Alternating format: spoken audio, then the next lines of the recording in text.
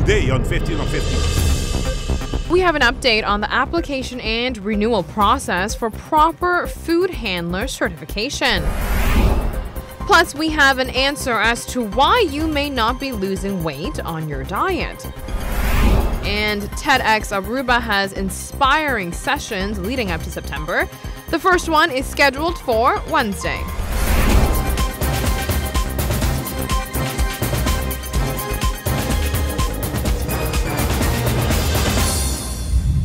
Thanks for joining us. I'm Yentl Lieuw. Every food handler in the hospitality sector on the island must have proper documentations in order to serve customers. Employers must control this. If caught by public health inspectors, fines will be issued. Being certified as a food handler is an annual process, meaning the green card or certificate the worker has may be expired, and if caught, the employer as well as employee will face consequences. Yes, there can be a sanction for a person working without a health certificate, but right now we will take extra notice because we can only process 60 persons per day, and that can, if a person comes in advance to renew his or her health certificate, right now it can take a little bit longer than the 2 weeks, the 10 days.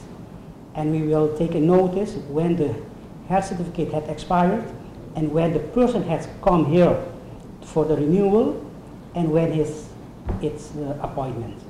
So right now, because of this situation, we are taking extra precaution before we give a sanction to the person. A total of 10 employees from one business can be certified a day. Therefore, restaurant managers should be aware of who needs to renew their documents at what given time. For business, we have a method that if you have 20, 30, or 40 persons, every day we can process only 10. And we have done it with large businesses, and it went good. Ronald explains the status of the application process for food handlers at the Department of Public Health. No, right now, if a person comes, he will get the number, and the number will show him or her the date that he or she has to come for the process to start. Right now we are giving appointment in advance for almost 4 weeks.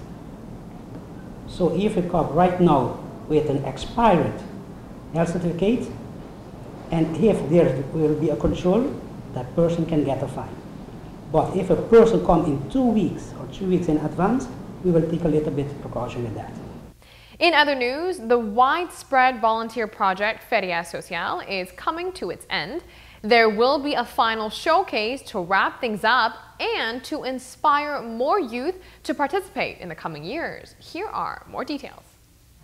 TJ Faro, who is the project coordinator of Feria Social, tells us more about the big finale event. Well, on July 4th, we're going to hold the season finale of Feria Social. And it's going to be an event filled with presentations of all the organization, with how the project went during these four months, and also the experience of all the students, all the youngsters participating. And yeah, there's going to be entertainment, there's going to be singing, dancing, all those things, but the idea of the event is that it's completely surrounded by youngsters only, so organized by youngsters for youngsters. During the past 3 months, the organization has recruited over 100 students to participate at charity events all around the island. At the final event on July 4th, they hope to thank all of the volunteers for their hard work and dedication. Well, the objective is to close this season of Feria Social, but also to start preparing and start targeting the new group for the next year. So the ones that weren't included this year know about it and that they're more interested in participating for the next year. Feria Social strives to make volunteer work more appealing to the youth and hope they can continue to contribute to the community once the project is over. Well, it's to promote the volunteer work between youngsters because it's not that big here on the island yet, but Feria Social is just a step to start making it bigger eventually. So there you have it. This event will be open to the general public on July 4th from 5 to 9 p.m. at Plaza Yentl Lieuw. For more information on Feria Social, you can visit their website, www.feriasocial.org. We will be right back. Stay with us. After the break, should you be concerned with how dirty your barbecue grill is?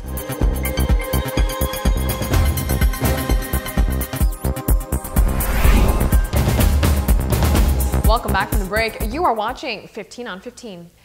Let's say you are sticking to your diet perfectly, but for one reason or another, you just aren't dropping the pounds. We reveal what possibly could be going wrong. International experts are saying women are constantly asking why they aren't losing weight when they're dieting. The answer is different for everyone, but chances are it comes down to a few reasons.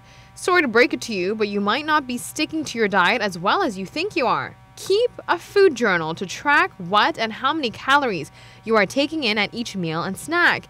It can be really eye-opening. Portion sizes are often larger than you think, and without journaling, you may simply forget to count calories from alcoholic beverages, condiments, or that handful of popcorn you grabbed when walking past the kitchen. Log in your eats immediately so you don't forget to track them. So go grab yourself a food journal. Aruba is an island with a high teen pregnancy rate. So now here is an idea from Australia that perhaps Familia Planea or the Ministry of Social Affairs on the island can implement. There are condom vending machines in public libraries from down under. According to the Herald Sun, a condom vending machine has been installed in one of Australia's public libraries. The machine is part of an effort to improve people's access to condoms.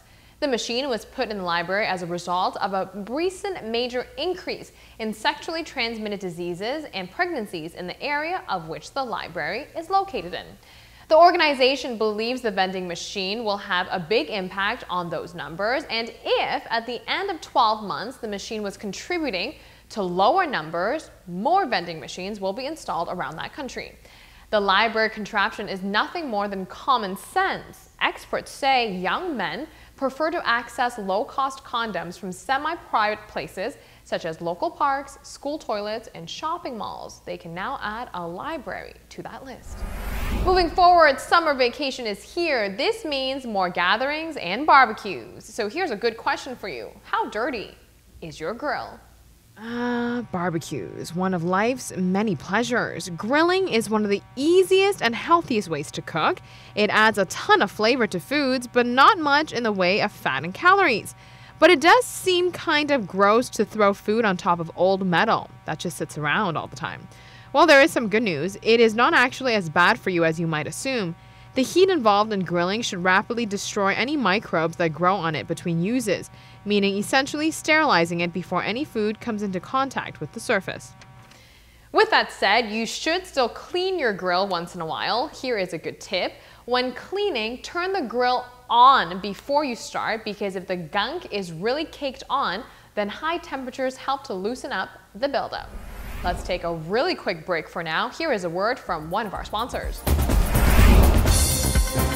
When we return, it is all about startups. Learn more about it and why Aruba will benefit from it coming up.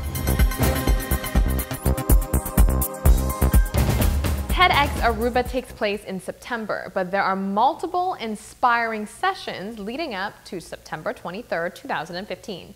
The first one is being held this Wednesday, and it is all about how startups can benefit the economic standings of this island. Paolo and John will be hosting the inspiring session on Wednesday. Their expertise is with startups. The first thing is, what are startups? There's a lot of fuzz about it. There are different ways of talking about startups. The way we define it is that startups help creating a better world because they are challenging existing markets. They try, as a small company, to grow really fast into a company that has an impact within a market. Airbnb is a really big example, I think. They changed the market for staying when you are traveling. Aruba is capable of joining the startup movement in order to build another economic pillar for the island. Startups all over the world are the thing that are motivating people, the economies, that are pushing the economies, and we think Aruba's location and the direction we want to go into is key to Aruba's next economic pillar. If we want to put ourselves out there and be the hub between Europe, America, and South America, we have to start thinking about doing startups, technology companies, not only green companies. Wednesday's session will inform various attendees on aspects regarding startups, what works, what doesn't, and how people on the island with great ideas should go about executing a plan for a startup. First of all, we're going to explain, of course, what startups are, but also their significance, why they are important, their disruptive power, and that, well, basically anybody can start a company with a good idea and also with a good climate behind it. That's what we want to provide, of course. And we're going to not only tell them how important it is, but also inspire them with stories and examples and show them the way. Other topics will be discussed as well. On the other hand, we want to talk about disruption. So why is this happening? Why are companies able, small companies, able to change the market so quickly? So we're going to talk about the components that are really important when you want to start a company. And thirdly, we're going to talk about sustainable startups. So we're going to give really, I think, inspiring examples for what you can do with this. Tickets for the Wednesday Inspiring session are 50 florins each. There is a special rate for students at 15 florins per person. Register online at www.tedxaruba.com. On the next edition of the show, we will get into why Aruba needs a platform such as TEDx. The men will be put on the hot seat explaining why it is more effective to invest in TEDx rather than building another windmill, let's say, or investing in something that will actually bring concrete results. So be sure to join us. Thank you so much for watching. We will see you next time on ATV Channel 15.